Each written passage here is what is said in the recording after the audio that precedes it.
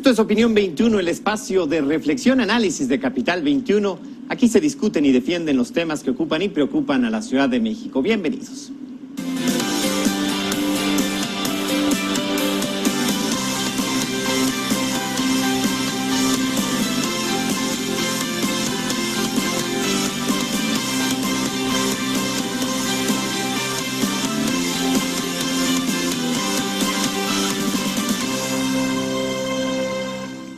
Paisano, la Ciudad de México te recibe. El tema de esta noche aquí en Opinión 21. Para discutirlo, para abordarlo, nos acompañan tres personalidades a quienes me permito presentar.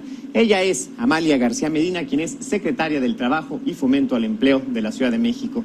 Secretaria, bienvenida. Gracias, con gusto. Igualmente. Está también con nosotros la licenciada Jacqueline Loast Tapia. Ella es presidente del Consejo para Prevenir y Eliminar la Discriminación de la Ciudad de México. Jacqueline, bienvenida. ¿Qué tal? ¿Cómo estás? Gracias por la invitación. Al contrario.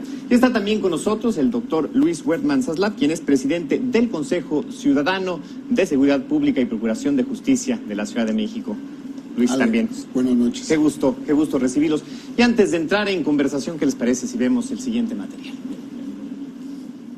El pasado 17 de enero, 3 días antes de la investidura de Donald Trump como presidente de los Estados Unidos, el jefe de gobierno de la Ciudad de México anunció que, ante la amenaza de las políticas antiinmigrantes del republicano, la capital del país será una ciudad santuario para los connacionales que pudieran ser deportados o que quisieran retornar. Al respecto, el doctor Mancera Espinosa declaró: "Nosotros tendremos que decirles que pueden regresar aquí a la ciudad y que nosotros vamos a trabajar con ellos. Esta ciudad se ha consolidado en el tema de la migración como una ciudad ejemplo, como una ciudad de las que llaman santuario". El mandatario local viajó a territorio estadounidense para reunirse con los líderes de asociaciones migrantes, para conocer sus necesidades y así definir el apoyo que recibirán de la CDMX. También sostuvo encuentro con los alcaldes de Los Ángeles y Chicago para compartir experiencias en materia de políticas de protección. El gobierno de la Ciudad de México puso ya en marcha una primera estrategia de atención a connacionales. Se trata de una medida integral en la que participan 8 dependencias de la administración local y que ofrecen desde información hasta apoyo psicológico. Paisano, la CDMX te recibe.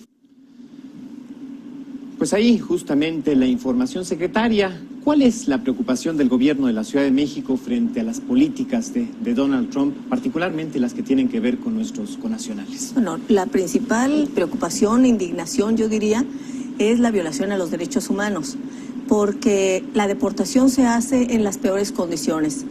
Los llevan a centros de detención, pueden estar días, pueden estar semanas, pueden estar meses, los separan de sus familias, se quedan los hijos que nacieron en los Estados Unidos, se queda su patrimonio, no pueden cobrar su último cheque, no tienen acceso a sus cuentas de banco y cuando los envían en aviones fletados por el gobierno norteamericano, vienen esposados de manos, si protestan los esposan de pies y además les ponen cámaras en el sanitario del avión, de tal manera que la preocupación es la brutal violación a los derechos humanos de los trabajadores migrantes. Y yo utilizo el término trabajadores migrantes y sus familias porque es el término que utiliza la OIT internacionalmente con los migrantes. Y los mexicanos se fueron por razones laborales.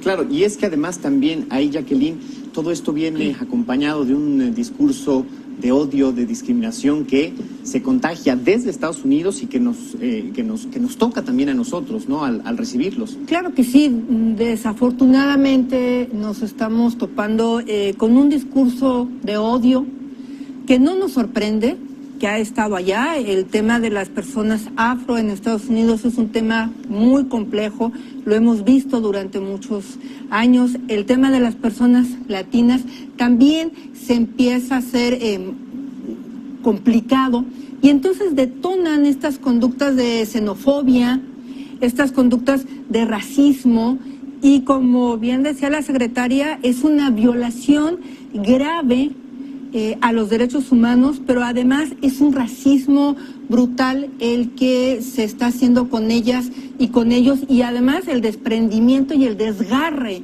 que significa esto a las familias. Socialmente, Luis, ¿esto qué implicaciones tiene? El de un momento a otro sacar de su contexto social a estas personas y también la amenaza de la separación de las familias. ¿Qué implica a nivel social? Bueno, esta es la fórmula perfecta de la depresión. Y lo primero que tenemos es que actuar para contener a estos mexicanos en retorno que de la noche a la mañana les está cambiando su vida, y que lo menos que podemos hacer como una sociedad solidaria pues es comenzar a contenerte y a proveerte lo que se requiere para poder salir adelante, que no tiene nada que ver con económico, Sí. Y ahí es donde efectivamente vemos que el gobierno de la Ciudad de México, en mi opinión, está tomando el liderazgo nacional de cómo debe de actuar un gobierno con su sociedad ante un reto y convertirlo en oportunidad para que esto después se reproduzca en todo el país. Pero ante todo, sí, esa contención emocional es lo primero que vemos que requiere una persona de cualquier índole, cuando de la noche a la mañana prácticamente te cambió tu vida. Ha tocado el doctor un tema muy interesante, secretaria, que tiene que ver con la sociedad. Nosotros, el resto de los mexicanos, quienes estamos aquí en México, estamos conscientes de la problemática real que esto implica y nos mostramos solidarios más allá de los mensajes que podamos escribir en redes sociales o en unas conversaciones a bote pronto con los círculos cercanos. Yo lo que percibo, lo que veo es que quien tiene algún familiar, algún conocido de hace mucho tiempo, recientemente en los Estados Unidos, tiene una actitud absolutamente solidaria. Quien no tiene esa cercanía, en realidad no hay rechazo. La Ciudad de México es una ciudad que tiene una población que siempre ha sido abierta, hospitalaria, con quienes o sufren un desastre o están en una situación de gran vulnerabilidad. Pero estoy segura de que lo que requerimos es hacer una gran iniciativa cultural de recibimiento. Ya de todos modos hay antecedentes muy importantes para la ciudad. Aquí hay una ley, la ley de interculturalidad, que establece que la Ciudad de México es una ciudad hospitalaria. Esa es la denominación que le da la ley a la ciudad. También la ley establece que los migrantes, aquellos que vienen de otros países, se consideran huéspedes de la ciudad, y existe además una política de respaldo a nuestros migrantes en retorno que no es reciente, pero que se ha reforzado con la decisión del doctor Mancera. Es decir, es una ciudad solidaria, pero no es suficiente que existan estas leyes y que haya antecedentes de solidaridad. Tenemos que hacer consciente que aquí en la Ciudad de México son recibidos, que van a ser abrazados y que todos los programas de los que goza toda la población, ellos también serán beneficiarios. Porque además son merecedores, ¿no? También son Claro. mexicanos. Jacqueline, tú conoces muy bien estos procesos de cambio social, particularmente estos cambios que tienen que ver con las ideologías, con las idiosincrasias. ¿Cómo lograr que los mexicanos, y particularmente los capitalinos, sepan contagiar este sentido de hospitalidad a los migrantes y a los mexicanos también, quienes se conservan allá, quienes se quedarán allá, este mensaje de respaldo y de respeto? Mira, indiscutiblemente va a ser un reto, y va a ser un reto importante, porque hay información que coloca a las personas que se van, inmigrantes, y que regresan en una especie de criminalización. Entonces, primero tendremos que trabajar mucho por ahí. A mí me parece que el trabajo de la Ciudad de México en ese sentido es sostenido. Constantemente estamos haciendo campañas, se está informando que no son criminales, que la situación es una situación de cambio de política exterior de Estados Unidos y que eso, bueno, claro que nos está afectando a ellos, que van a tener que retornar de un país del que se fueron para buscar un trabajo, pero ahora van a tener que retornar. Entonces, el primer reto va a ser la inserción social. Vamos a tener que trabajar con ellas y con ellos, que seguramente algunos manejarán bien el español, quizá otros todavía no. Vamos a hacer un trabajo de reinserción, que se sientan en su ciudad. Eso es por un lado. Pero por otro lado, también vamos a tener que trabajar con las personas que vivimos aquí, que transitamos en la Ciudad de México, y saber que quienes son ellos son nuestros compatriotas, son nuestras hermanas, son nuestros hermanos, y que como tales hay que recibirlos. A mí me parece que los programas sociales que tiene el gobierno de la ciudad, por un lado va a poder abrazar y retomar muy bien la prestación de servicios para esa inserción social, y ir avanzando para no repetir historias ni de xenofobia ni de racismo, ¿no? Sino recuperar pues esta historia que cada uno de ellos dejó cuando se tuvo que ir de la Ciudad de México, cuando se tuvo que ir del país.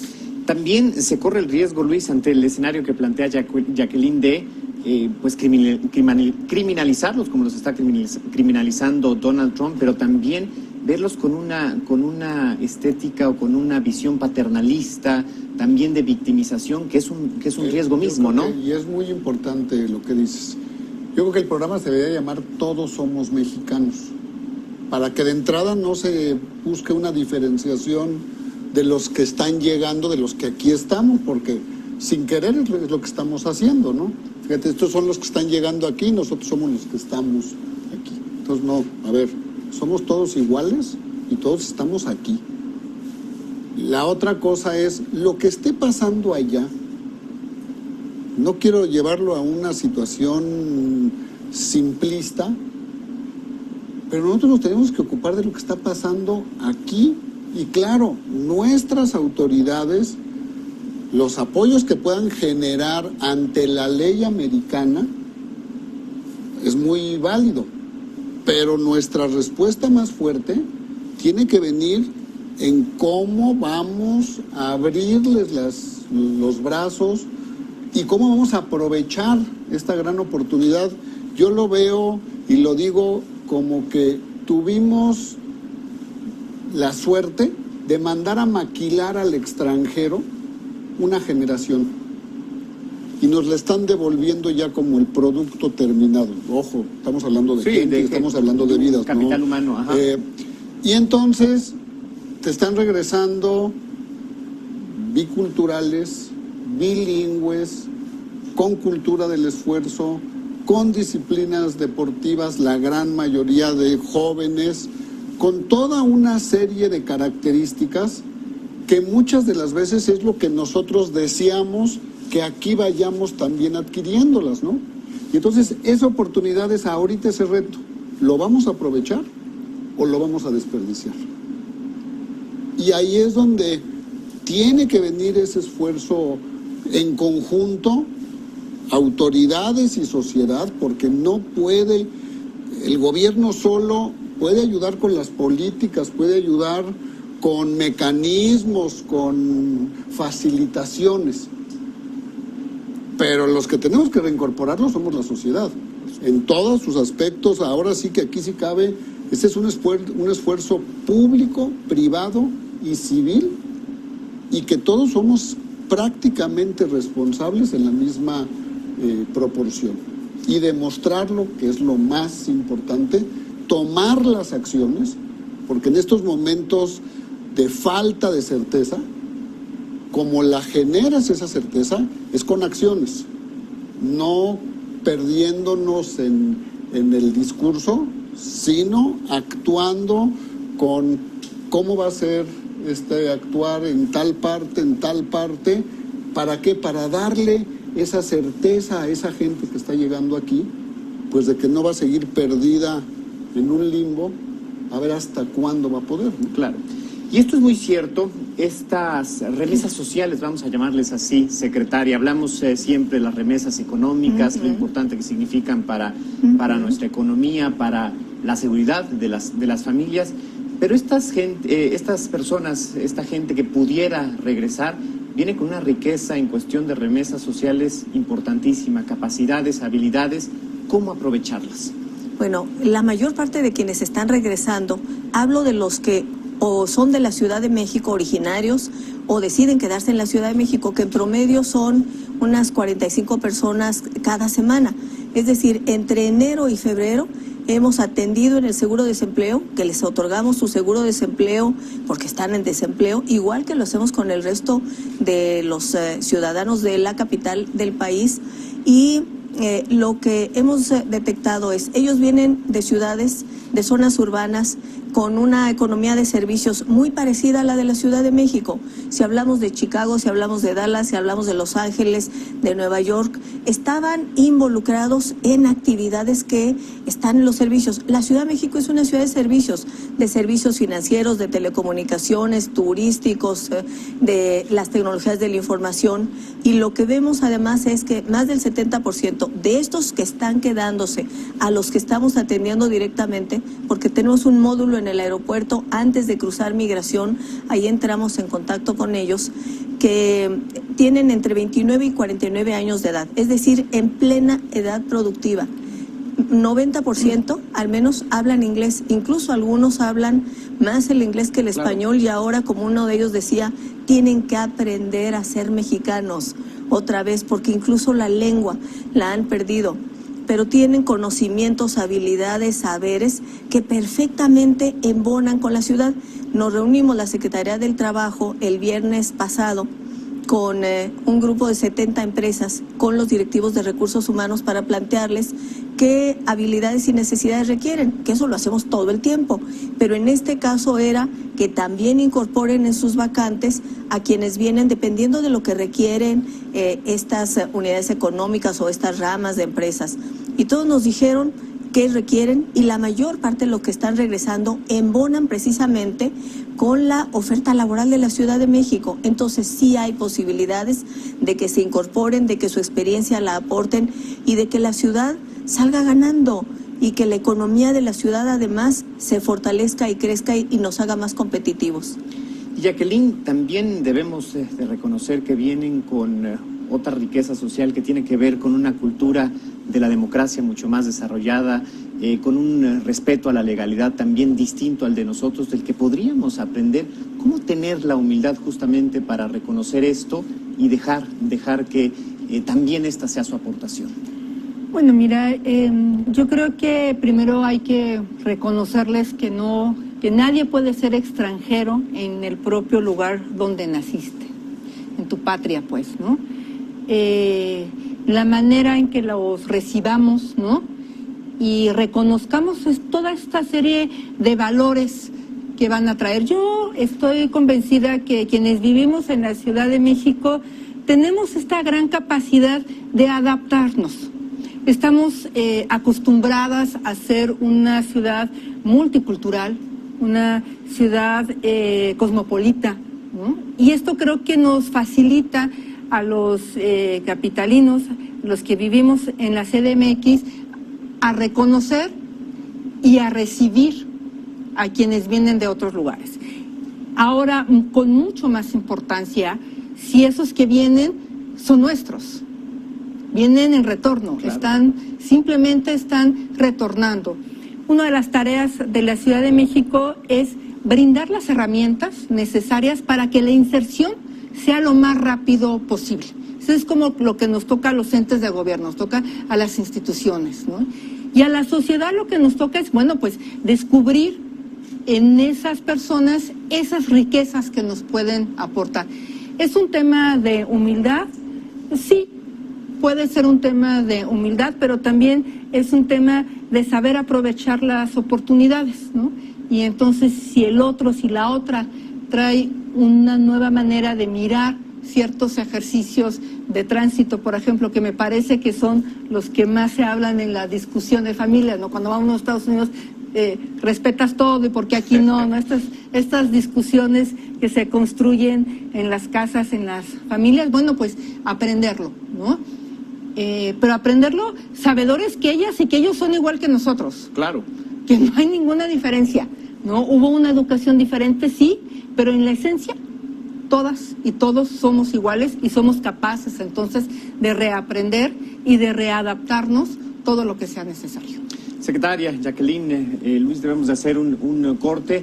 Permítanos pues invitar a la audiencia a sumarse a esta conversación. Ya sabe, puede hacerlo a través de las redes sociales. por Twitter utilizando el hashtag Opinión21 a través de la cuenta @capital_21 o llámenos por teléfono, queremos conocer su opinión. Volvemos.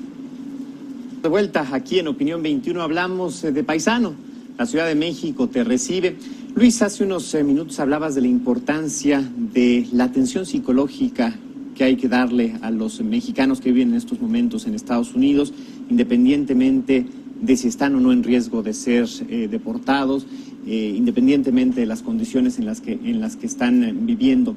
¿Cuál es la línea que ha habilitado el Consejo Ciudadano? También ha hecho lo propio Locatel. ¿Cuál es la importancia de esta atención psicológica y la asesoría legal en estos instantes? Yo lo que pediría es, primero, que tengan presente, si estás dentro de la Ciudad de México, te comunicas al 55 33 55 33. La línea ciudadana que las todos 24 conocemos. horas, los 7 días de la semana, y tienes a una batería de 40 psicólogos que están para atendernos como ciudadanos, pero también ya con una preparación específica sobre las situaciones que un migrante en retorno puede estar viviendo, el tipo de angustia, el tipo de miedos, la tristeza, toda una serie de sentimientos que a veces no son exactamente los mismos cuando ya estás habituado al ritmo de la ciudad. Claro. Si estás en el resto del país,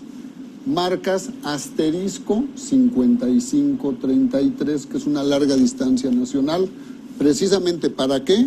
Para que tomemos acciones todos.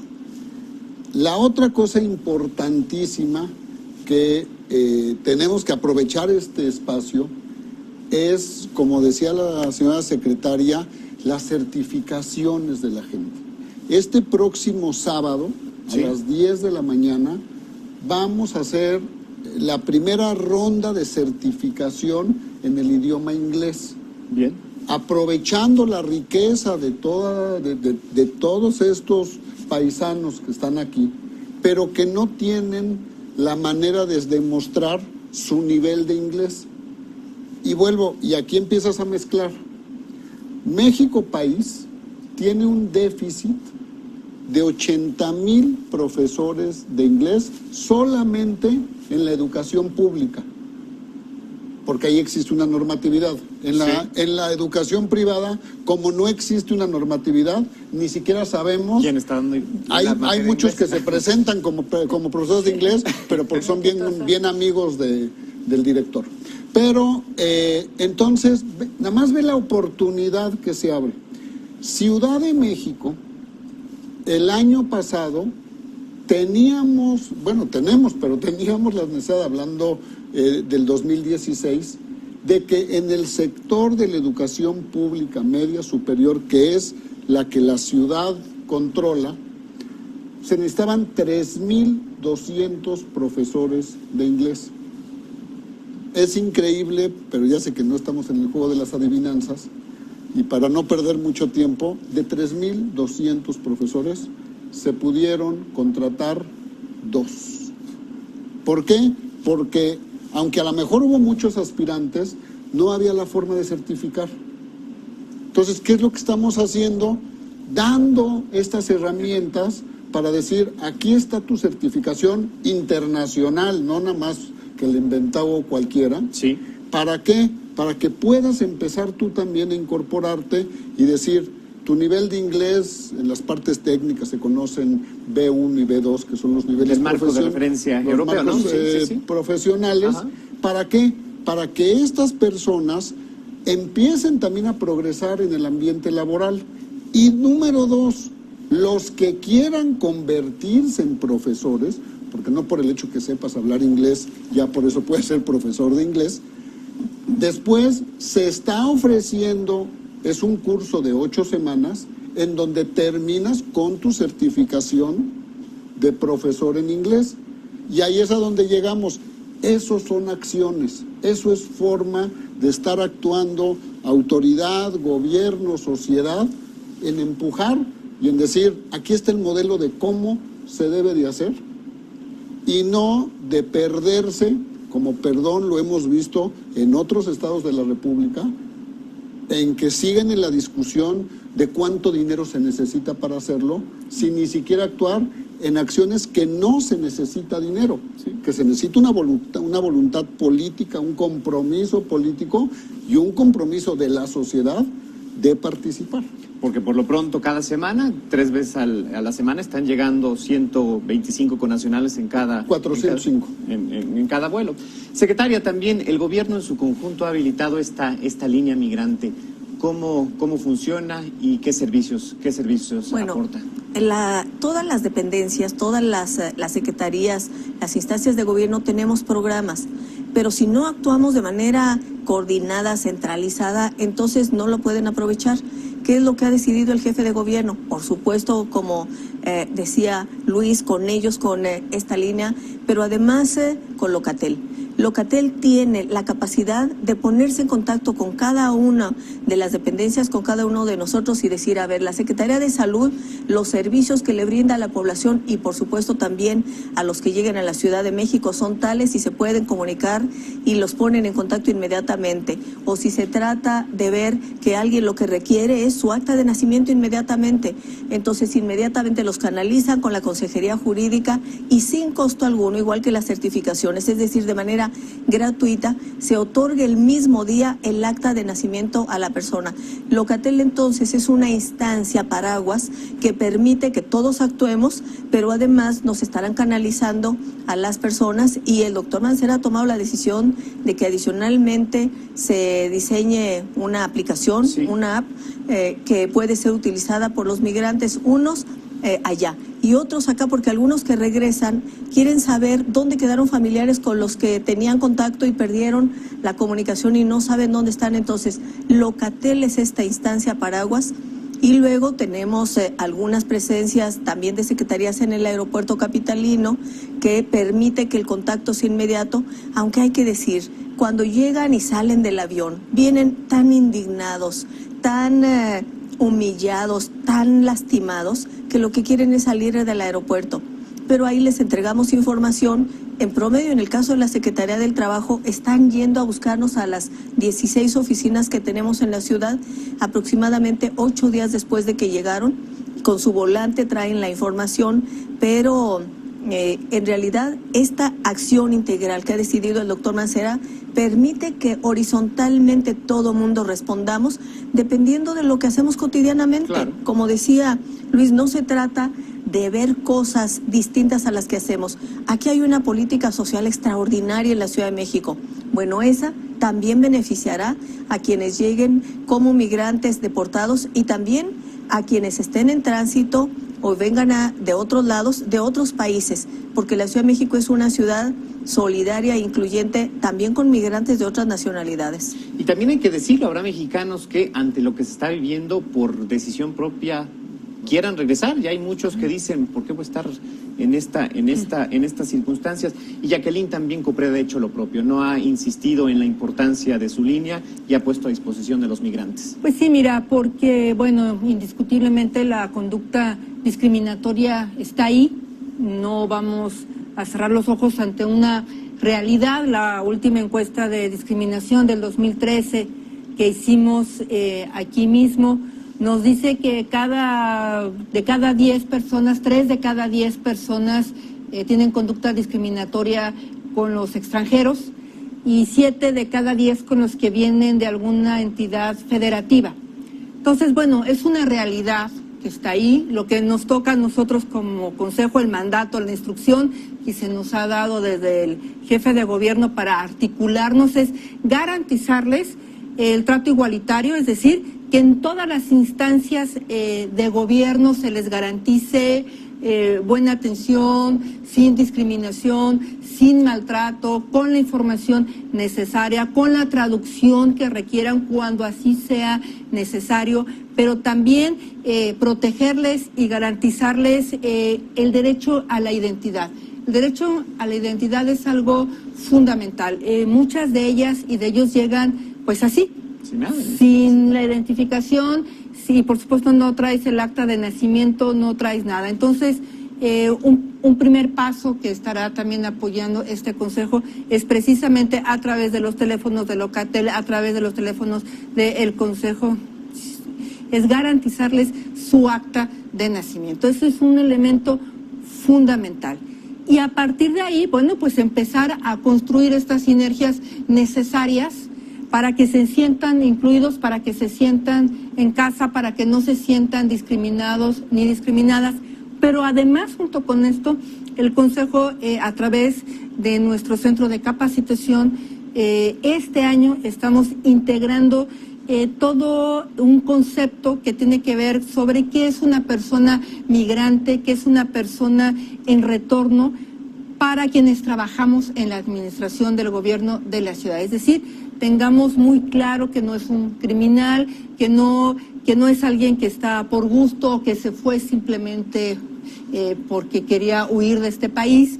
Es decir, generarles toda esa información necesaria para que sepan cómo atenderles, sí, y para que sepan cómo tratarles. Y ese mismo ejercicio lo estamos llevando con particulares, pero además estamos trabajando ya con organizaciones de la sociedad civil muy cercanos a ellas, no solamente de nuestras mexicanas y mexicanos que vienen de Estados Unidos, sino también de las personas que vienen de El Salvador, que vienen de Honduras, que me parece que también ahí con ellas tenemos una responsabilidad muy importante y que tenemos que garantizarles ese mismo trato digno que estamos pidiendo para nosotros, para allá, claro. Tenemos que garantizárselos aquí. Entonces también en ese ejercicio el Consejo está focalizándose mucho y además con el tema de las personas de la diversidad sexual y de género. Hemos abierto una línea de atención ahí, porque no solamente es un tema de identidad, muchas veces de su acta de nacimiento, sino también de cambio de identidad de género que tenemos que hacerles. En fin, también estamos trabajando con las mujeres trans, tenemos un grupo importante hoy ya de mujeres trans con la que estamos empezando a trabajar, y bueno, el reconocimiento de las personas migrantes de la diversidad sexual que van a llegar afortunadamente a una ciudad amigable en ese sentido, con una política pública como nadie más la tiene, pero hay que integrarlas y tienen que conocer todos esos derechos. Hablemos justamente de la colaboración. Luis, el doctor Mancera estuvo presente en Estados Unidos, se reunió con Eric Garcetti, el alcalde de Los Ángeles, lo hizo también con Rahm Emanuel, quien es el alcalde de Chicago. Ellos particularmente, ya hay otros gobernadores, otros alcaldes quienes se han manifestado en contra de estas políticas. ¿Qué tanto se puede lograr a través del trabajo conjunto con estas autoridades norteamericanas, estadounidenses? Hay algo que no tenemos que perder de vista. Las leyes norteamericanas son las leyes norteamericanas.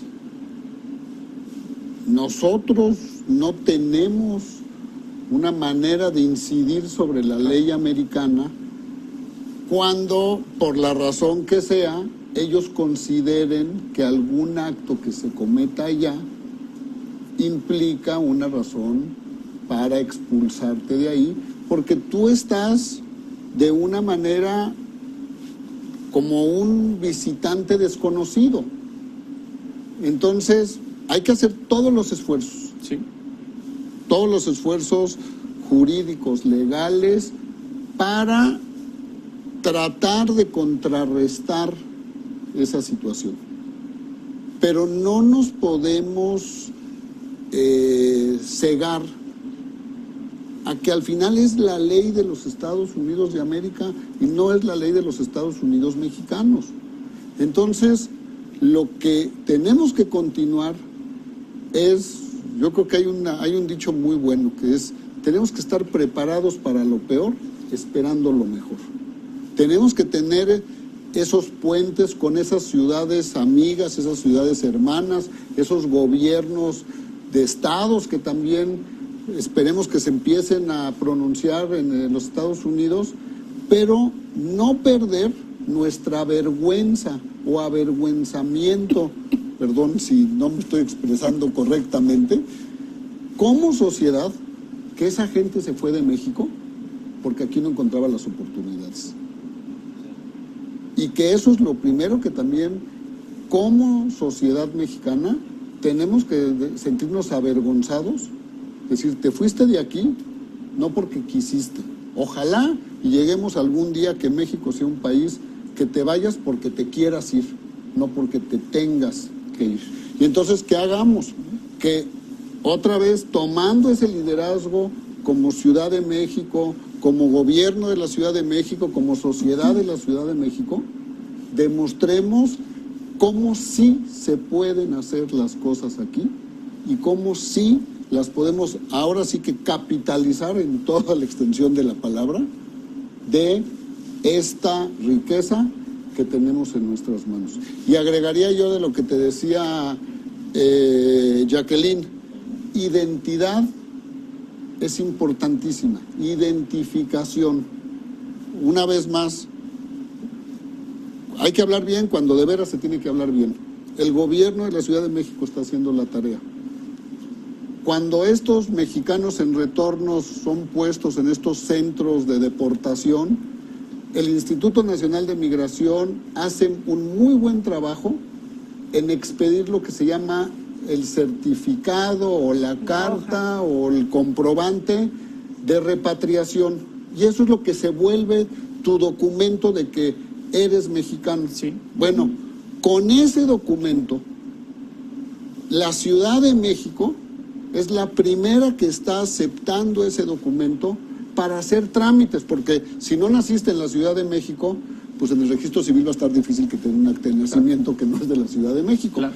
Pero, por ejemplo, la Secretaría de Movilidad va a comenzar a expedir licencias de manejo con ese documento, obviamente pasando los requisitos de saber manejar, la prueba propia. no regalando, porque tampoco el migrante quiere que le regales. Ahí está otra vez, no tenemos que caer en paternalismo. Pagando lo que cuesta la licencia, pero diciendo, déjame certificar mis habilidades.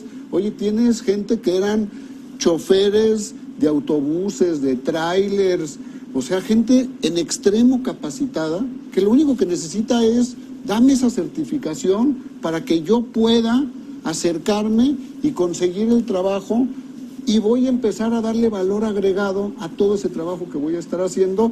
Y de nuevo, vas a tener un grupo de compañías alrededor, que no quiere decir que se van a estar peleando por la gente, pero que nos va a ayudar a todos a mejorar en muchísimos servicios de la ciudad. Secretaria, hablamos de este trabajo en conjunto de alguna u otra manera con el Instituto Mexicano de Migración. ¿Cómo es también el trabajo con otras entidades del gobierno federal? Por ejemplo, la vinculación con el programa federal que existe, que está funcionando, con el sistema consular en Estados Unidos, con otras autoridades a nivel estatal. ¿Cómo se da ya esto? Bueno, lo que ha decidido el doctor Mancera, que es muy importante, es fortalecer la asesoría a los mexicanos que están en los Estados Unidos a través de 2 oficinas que ya tiene el gobierno de la ciudad allá. Tiene una oficina en la ciudad de Los Ángeles, sí, tiene otra oficina en Chicago, y además hay un área de atención a asuntos internacionales que encabeza el ingeniero Cuauhtémoc Cárdenas. ¿Qué hacer a partir de esta presencia que tiene el gobierno de la ciudad para atender a nuestros paisanos que están en Estados Unidos? Uno es el poder orientarlos sobre lo que van a encontrar aquí en la Ciudad de México, en qué se les puede respaldar. Pero también la instrucción del doctor Mancera es que se entre en contacto con toda la red consular, que son 50 consulados que hay en los Estados Unidos de parte del gobierno mexicano, y yo pondría en el centro tal vez el asunto más sentido, más relevante de todos los migrantes, y es no perder la capacidad de relación y también de tutoría con sus hijos. Entonces, ¿qué es lo que con los consulados y también la presencia del gobierno de la ciudad en Estados Unidos se está recomendando? Que vayan y registren a sus hijos que nacieron en los Estados Unidos, que tienen la nacionalidad norteamericana, como mexicanos, porque México reconoce el derecho a la doble nacionalidad. Hace algunos cuantos años se reformó la Constitución. ¿Eso qué significa? Que si a ellos los deportan y sus hijos se quedan allá, puesto que son norteamericanos nacidos allá y no tienen la nacionalidad mexicana también, el gobierno norteamericano los puede dar en adopción los llevan a un albergue, los dan en adopción. Yo fui presidenta de la Comisión de Migración en la Cámara de Diputados hasta en la pasada legislatura y conocimos 7,000 casos, 7,000 niños que tenían solo la nacionalidad norteamericana, habían sido llevados a albergues y luego dados en adopción. Entonces, el asunto más urgente es recomendarles que lleven a sus hijos al consulado y que ahí saquen su acta de nacimiento para que tengan la doble nacionalidad, de tal manera que ellos puedan tener la tutoría de los hijos. Segundo, también el gobierno de la Ciudad de México en los Estados Unidos, a través de la red consular, pero también a través de la relación que tiene con instituciones académicas, las de Estados Unidos y las de México. La UNAM tiene también varias oficinas en los Estados Unidos, en varios estados de la Unión Americana, y a través de esto recomendarles que nombren a una persona adicional para que pueda también ir a cobrar su último cheque, para que pueda manejar su cuenta en el banco, para que su vehículo, que lo pongan a nombre también del familiar más cercano, la esposa, el hijo, etcétera, que tenga la nacionalidad, porque si no, si quiere traer su menaje, la única manera que tiene es, bueno, en un gran litigio junto con el consulado respectivo que lo apoye, pero si él ya nombró a alguien más como copropietario de estos bienes, entonces puede recuperar su patrimonio. Entonces creo que ahí el gobierno de la ciudad y en conjunto, por supuesto, con alcaldes como el alcalde Garcetti, como el alcalde Emanuel de Chicago, pueden establecer una información amplia a la comunidad migrante allá de qué cosas sí deben hacer para proteger su patrimonio, que además es su derecho. Y ya en una serie de rondas finales como conclusión, Jacqueline, ¿cómo lograr desde México empoderar a nuestros connacionales, a los mexicanos que están viviendo en el exterior? Para lo que decía Luis, conocer cuáles son sus derechos, pero también cuáles son sus obligaciones y estar de la mejor manera, garantizar la mejor estadía en la Unión Americana. Bueno, yo creo que empoderados están, ¿no? Yo creo que ese no es el tema con las personas que viven en Estados Unidos y que van a venir a México, sino más bien creo que el reto es cómo logramos que todo ese aprendizaje que estuvo allá lo podamos usar acá y cómo hacemos para quienes estamos acá recibirlos con los brazos abiertos, ¿no? Prestándoles todas las herramientas necesarias para la inserción de la manera más rápida posible y reconocernos como la sociedad que somos, como única y como quienes con diferentes aportes la hacemos crecer y la hacemos diversa. A mí me parece que ese es el reto principal que tenemos y por supuesto yo sí creo nada más que sí hay un reconocimiento en el marco de las leyes internacionales, ¿no? Y creo que no quiero dejar de decir que la violación de los derechos humanos que se hace en Estados Unidos sí viola acuerdos internacionales. La manera en que los maltratan, la manera incluso que ahora se nos está diciendo que se van a traer a México, sean mexicanos sí o no. O sea, también por un tema de apariencia. Hay protocolos, hay acuerdos, hay temporalidad, hay maneras de hacer las cosas que están claramente en el marco internacional. Y que no hacerlas significa que ellos están violando esos mismos acuerdos que hemos construido en el marco internacional. Entonces, por eso es que sí hay una exigibilidad desde México a Estados Unidos de cómo nos tiene que tratar y la manera en que esas personas tienen que retornar a nuestro país. No es como quieran, no es como se les dé la gana. Sí hay formatos, sí hay medios y se tienen que respetar más allá de que no nos quieran allá y más allá de la forma en que ingresamos allá. Yo tengo la idea de que el mundo es de todas y de todos y que nuestros pies y la planta de nuestros pies debería de poder pisar cualquier parte de este planeta. Pero entendiendo lo problemático que eso significa, pues respetemos estos acuerdos porque la dignidad de las personas no puede cruzar por una política racista y por una política de xenofobia. Luis, ¿cómo lograr hacerlos sentir en casa con estas atenuantes de las que hemos hablado? Uno, cuando pues no necesariamente ellos están regresando por deseo propio, y dos, cuando no se sienten ni de aquí ni de allá.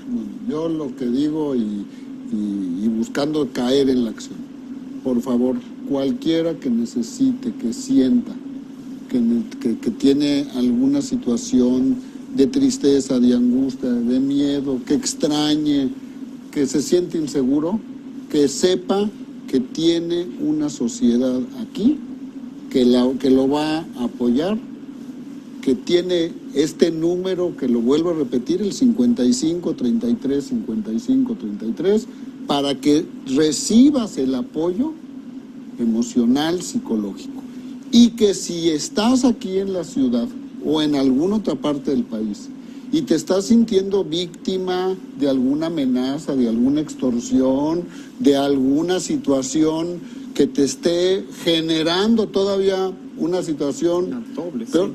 De nuevo también, para que recibas todo el apoyo, toda la asesoría jurídica y legal, y si es dentro de la Ciudad de México, el acompañamiento también, como lo hacemos con todos los que somos orgullosamente chilangos, para poder siempre demostrar cómo, una vez más, esta ciudad es líder, es ejemplo y te enseña cómo salir adelante. Y por último, secretaria, ¿cuáles son los grandes retos para todos, para el gobierno de la Ciudad de México, para los capitalinos, para enfrentar esta situación? E insistimos, para hacer sentir en casa, para recibir a estos paisanos que simplemente están regresando a donde pertenecen. Bueno, como decíamos al principio, ellos se fueron por razones laborales. La denominación es trabajadores migrantes.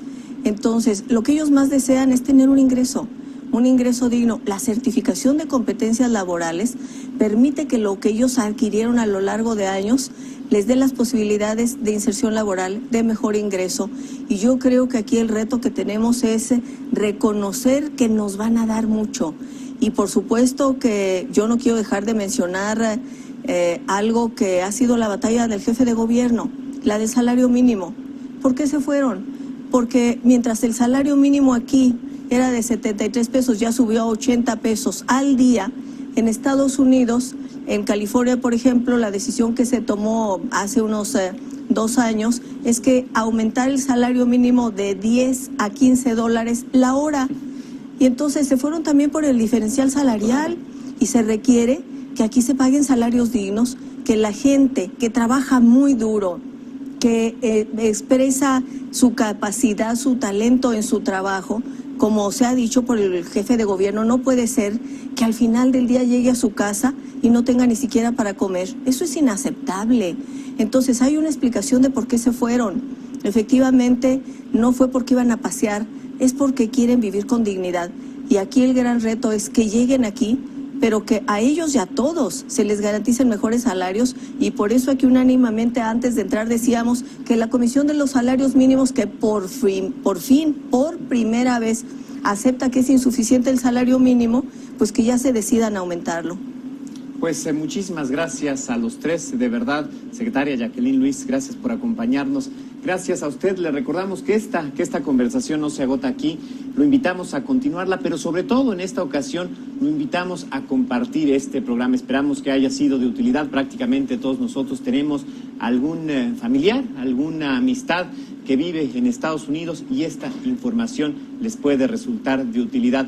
Hay que tener presentes los teléfonos que hemos compartido a lo largo de esta noche, apúntelos, compártalos con sus conocidos.